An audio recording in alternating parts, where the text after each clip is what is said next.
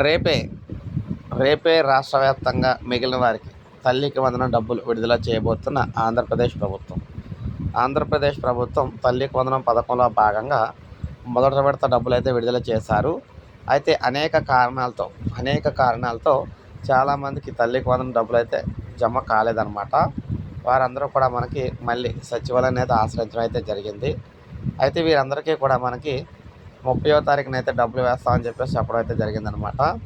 So 30వ తారీఖు అయితే మనకి వస్తుంది కాబట్టి ఈ 30వ తారీఖున మళ్ళీ తల్లికి వందనం డబ్బులు వారి ఖాతాలకు అయితే జమ అవుతుందని చెప్పేసి మనకైతే అర్థమవుతుంది.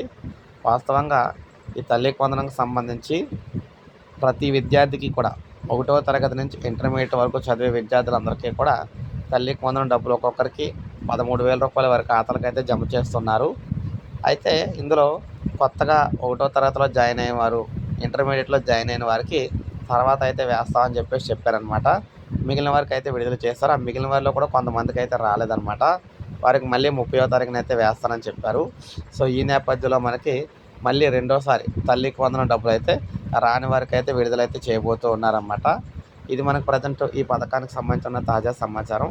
ఇలాగే తాజా సమాచారం అందిస్తూ ఉంటాను. ఒక లైక్ చేయండి, సబ్స్క్రైబ్ చేసుకోకపోతే మన ఛానల్ సబ్స్క్రైబ్ చేసుకొని